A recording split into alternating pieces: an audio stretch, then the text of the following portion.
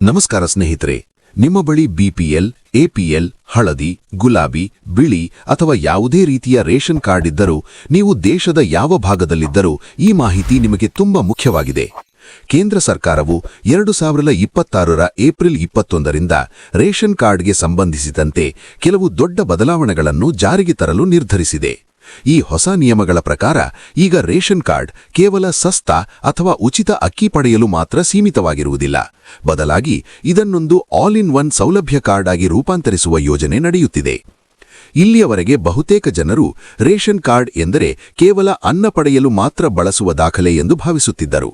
ಆದರೆ ಈಗ ಸರ್ಕಾರ ಈ ವ್ಯವಸ್ಥೆಯನ್ನು ಸಂಪೂರ್ಣವಾಗಿ ಬದಲಾಯಿಸಲು ಮುಂದಾಗಿದೆ. ಮುಂದಿನ ದಿನಗಳಲ್ಲಿ ರೇಷನ್ ಕಾರ್ಡ್ ಅನ್ನು ಹಲವಾರು ಸರ್ಕಾರಿ ಯೋಜನೆಗಳೊಂದಿಗೆ ಲಿಂಕ್ ಮಾಡಲಾಗುತ್ತದೆ. ಇದರಿಂದ ಜನರು ಬೇರೆ ಬೇರೆ ಕಚೇರಿಗಳಲ್ಲಿ ಸುತ್ತಾಡುವ ಅಗತ್ಯವಿಲ್ಲ. ಈ ಬದಲಾವಣೆ ಗ್ರಾಮೀಣ ಪ್ರದೇಶ ಮತ್ತು ಸಣ್ಣ ಪಟ್ಟಣಗಳಲ್ಲಿ ವಾಸಿಸುವವರಿಗೆ ಹೆಚ್ಚು ಉಪಯುಕ್ತವಾಗಲಿದೆ, ಏಕೆಂದರೆ ಅಲ್ಲಿ ಮಾಹಿತಿ ಮತ್ತು ಸೌಲಭ್ಯಗಳ ಕೊರತೆ ಇರುತ್ತದೆ. ಈಗ ಈ ವ್ಯವಸ್ಥೆಯ ಮೂಲಕ ಎಲ್ಲವೂ ಒಂದೇ ಸ್ಥಳದಲ್ಲಿ ಲಭ್ಯವಾಗುವ ಸಾಧ್ಯತೆಯಿದೆ. ಏಪ್ರಿಲ್ 21ರ ನಂತರ ರೇಷನ್ ಪಡೆಯುವ ವಿಧಾನದಲ್ಲೂ ದೊಡ್ಡ ಬದಲಾವಣೆಯಾಗಲಿದೆ. ಇದುವರೆಗೆ ಉಚಿತ ಅಕ್ಕಿ ನೀಡಲಾಗುತ್ತಿತ್ತು, ಆದರೆ ಈಗ ಸರ್ಕಾರ ಅದನ್ನು ಬದಲಿಸಿ ಹೆಚ್ಚು ಉಪಯುಕ್ತವಾದ ಮತ್ತು ಪೌಷ್ಟಿಕ ಆಹಾರವನ್ನು ನೀಡುವ ಯೋಜನೆ ಮಾಡಿಕೊಂಡಿದೆ. ಹೊಸ ವ್ಯವಸ್ಥೆಯ ಪ್ರಕಾರ ರೇಷನ್ ಕಾರ್ಡ್ ಹೊಂದಿರುವವರಿಗೆ ಕೇವಲ ಅಕ್ಕಿ ಮಾತ್ರವಲ್ಲದೆ ದಾಲ್, ಎಣ್ಣೆ, ಉಪ್ಪು, ಸಕ್ಕರೆ ಮತ್ತು ಇತರ ಅಗತ್ಯ ವಸ್ತುಗಳನ್ನು ನೀಡುವ ಸಾಧ್ಯತೆಯಿದೆ. ಇದರಿಂದ ಜನರಿಗೆ ಕೇವಲ ಹೊಟ್ಟೆ ತುಂಬಿಸುವುದಷ್ಟೇ ಅಲ್ಲ, ಉತ್ತಮ ಪೌಷ್ಟಿಕಾಂಶವೂ ಸಿಗುತ್ತದೆ. ಇದರ ಜೊತೆಗೆ ಹಲವು ಸರ್ಕಾರಿ ಯೋಜನೆಗಳನ್ನು ರೇಷನ್ ಕಾರ್ಡ್ ಜೊತೆ ಜೋಡಿಸಲಾಗುತ್ತಿದೆ. ಮಹಿಳೆಯರಿಗಾಗಿ ಇರುವ ಯೋಜನೆಗಳು, ಎಲ್ಪಿಜಿ ಸಬ್ಸಿಡಿ, ಉಚಿತ ಗ್ಯಾಸ್ ಕನೆಕ್ಷನ್ ಮತ್ತು ಮನೆ ನಿರ್ಮಾಣ ಯೋಜನೆಗಳು ಈಗ ಹೆಚ್ಚು ಸರಳವಾಗಲಿವೆ. ಒಟ್ಟಿನಲ್ಲಿ ನೋಡಿದರೆ ಏಪ್ರಿಲ್ 21ರ ನಂತರ ರೇಷನ್ ಕಾರ್ಡ್ ಒಂದು ಬಹಳ ಶಕ್ತಿಶಾಲಿ ದಾಖಲೆಯಾಗಲಿದೆ. ಇದರಿಂದ ಹಲವು ಸರ್ಕಾರಿ ಸೌಲಭ್ಯಗಳನ್ನು ಒಂದೇ ಕಾರ್ಡ್ ಮೂಲಕ ಪಡೆಯಲು ಸಾಧ್ಯವಾಗುತ್ತದೆ. ಆದರೆ ಈ ಸೌಲಭ್ಯಗಳನ್ನು ಪಡೆಯಲು ಸರ್ಕಾರ ಕೆಲವು ಪ್ರಮುಖ ನಿಯಮಗಳನ್ನು ಕೂಡ ಜಾರಿಗೊಳಿಸಿದೆ. ಮೊದಲ ನಿಯಮ, ಒಟಿಪಿ ಪರಿಶೀಲನೆ. ಈಗ ರೇಷನ್ ಪಡೆಯಲು ಕೇವಲ ಬೆರಳಚ್ಚು ಸಾಕಾಗುವುದಿಲ್ಲ. ನಿಮ್ಮ ನೋಂದಾಯಿತ ಮೊಬೈಲ್ ಸಂಖ್ಯೆಗೆ ಬರುವ ಒಟಿಪಿಯನ್ನು ನೀಡುವುದು ಕಡ್ಡಾಯವಾಗುತ್ತದೆ. ಇದರಿಂದ ಸರಿಯಾದ ವ್ಯಕ್ತಿಗೆ ಮಾತ್ರ ರೇಷನ್ ಸಿಗುತ್ತದೆ ಮತ್ತು ಮೋಸ ತಡೆಯಬಹುದು.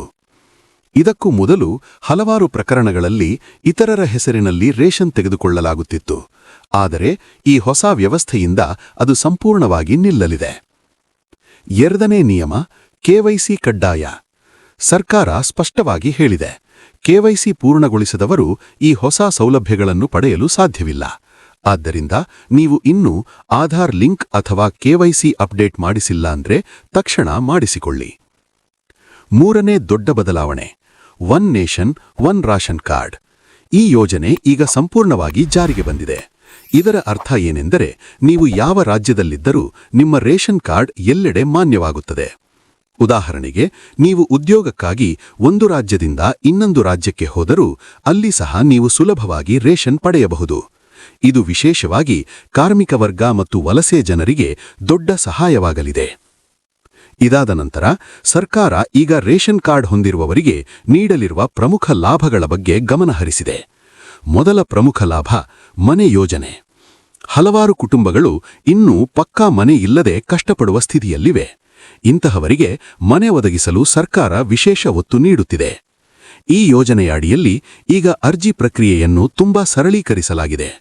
ಜನರು ಈಗ ಮನೆಯಿಂದಲೇ ಆನ್ಲೈನ್ ಮೂಲಕ ಅರ್ಜಿ ಸಲ್ಲಿಸಬಹುದು. ಹೆಚ್ಚುವರಿಯಾಗಿ ಅರ್ಹತಾ ನಿಯಮಗಳಲ್ಲಿ ಕೂಡ ಬದಲಾವಣೆ ಮಾಡಲಾಗಿದೆ.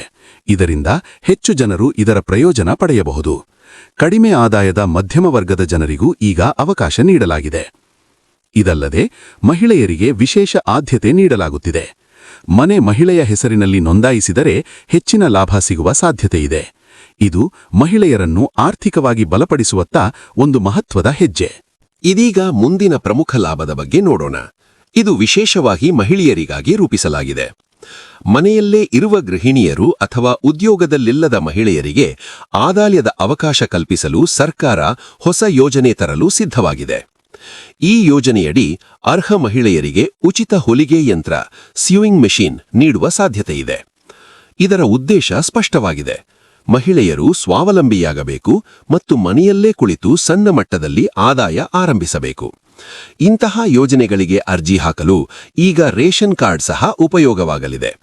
ಅರ್ಜಿಯನ್ನು ನೀವು ಆನ್ಲೈನ್ ಮೂಲಕ ಅಥವಾ ಹತ್ತಿರದ ಸಿಎಸ್ಸಿ ಕೇಂದ್ರದಲ್ಲಿ ಸಲ್ಲಿಸಬಹುದು. ಇದಾದ ನಂತರ ಮತ್ತೊಂದು ದೊಡ್ಡ ಬದಲಾವಣೆ: ರೇಷನ್ ವಿತರಣಾ ವ್ಯವಸ್ಥೆ. ಹಿಂದೆ ಜನರಿಗೆ ಮುಖ್ಯವಾಗಿ ಉಚಿತ ಅಕ್ಕಿ ನೀಡಲಾಗುತ್ತಿತ್ತು.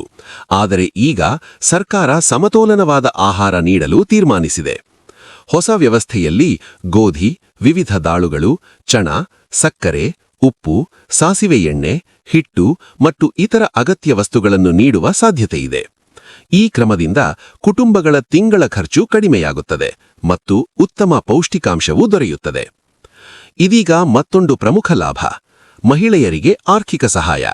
ಸರ್ಕಾರ ಮಹಿಳಾ ಗೌರವ ನಿಧಿ ಮಾದರಿಯ ಯೋಜನೆಗಳಡಿ ಬಿಪಿಎಲ್ ರೇಷನ್ ಕಾರ್ಡ್ ಹೊಂದಿರುವ ಮಹಿಳೆಯರಿಗೆ ಪ್ರತಿ ತಿಂಗಳು 1,500 ರಿಂದ 2,500 ರೂಪಾಯಿವರೆಗೆ ನೆರವು ನೀಡುವ ಬಗ್ಗೆ ಚಿಂತನೆ ನಡೆಸುತ್ತಿದೆ.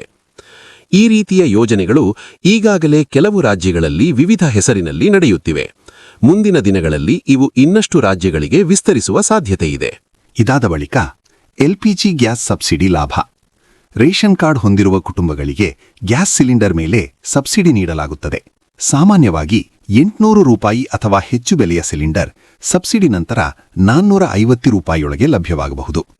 ಇದಲ್ಲದೆ ಕೆಲವು ವಿಶೇಷ ಕಾರ್ಡ್ ಹೊಂದಿರುವವರಿಗೆ ವರ್ಷಕ್ಕೆ ಕೆಲವು ಗ್ಯಾಸ್ ಸಿಲಿಂಡರ್ಗಳು ಉಚಿತವಾಗಿ ಸಿಗುವ ಸಾಧ್ಯತೆಯೂ ಇದೆ. ಇದು ಬಡ ಕುಟುಂಬಗಳಿಗೆ ತುಂಬಾ ಸಹಾಯವಾಗುತ್ತದೆ ಮತ್ತು ಆರೋಗ್ಯಕರ ಜೀವನ ಶೈಲಿಗೆ ಸಹಕಾರಿ. ಒಟ್ಟಿನಲ್ಲಿ ಈ ಹೊಸ ನಿಯಮಗಳು ಮತ್ತು ಯೋಜನೆಗಳು ರೇಷನ್ ಕಾರ್ಡ್ ಅನ್ನು ಇನ್ನಷ್ಟು ಶಕ್ತಿಶಾಲಿ ಮತ್ತು ಉಪಯುಕ್ತ ದಾಖಲೆಯಾಗಿ ಮಾಡಲಿವೆ. ಆದರೆ ಈ ಎಲ್ಲಾ ಲಾಭಗಳನ್ನು ಪಡೆಯಲು ನೀವು ನಿಮ್ಮ ಕೆವೈಸಿ ಪೂರ್ಣಗೊಳಿಸಬೇಕು, ಆಧಾರ್ ಲಿಂಕ್ ಮಾಡಿಸಬೇಕು ಮತ್ತು ಒಟಿಪಿ ವೆರಿಫಿಕೇಷನ್ ಪ್ರಕ್ರಿಯೆಯನ್ನು ಅನುಸರಿಸಬೇಕು. ಸರಿಯಾದ ಸಮಯದಲ್ಲಿ ಸರಿಯಾದ ಮಾಹಿತಿ ಪಡೆದುಕೊಂಡರೆ ಮಾತ್ರ ನೀವು ಈ ಎಲ್ಲಾ ಸೌಲಭ್ಯಗಳನ್ನು ಸಂಪೂರ್ಣವಾಗಿ ಬಳಸಿಕೊಳ್ಳಬಹುದು. ಇಂತಹ ಉಪಯುಕ್ತ ಮತ್ತು ಪ್ರಮುಖ ಸರ್ಕಾರಿ ಅಪ್ಡೇಟ್ಗಳನ್ನು ನಿರಂತರವಾಗಿ ತಿಳಿದುಕೊಳ್ಳಲು ಪಿಎಂ ಸೇವಾ ಕನ್ನಡ ಚಾನೆಲ್ ಅನ್ನು ಈಗಲೇ ಸಬ್ಸ್ಕ್ರೈಬ್ ಮಾಡಿ, ವಿಡಿಯೋವನ್ನು ಲೈಕ್ ಮಾಡಿ ಮತ್ತು ನಿಮ್ಮ ಸ್ನೇಹಿತರ ಜೊತೆ ಶೇರ್ ಮಾಡೋದನ್ನು ಮರೆಯಬೇಡಿ. ಧನ್ಯವಾದಗಳು.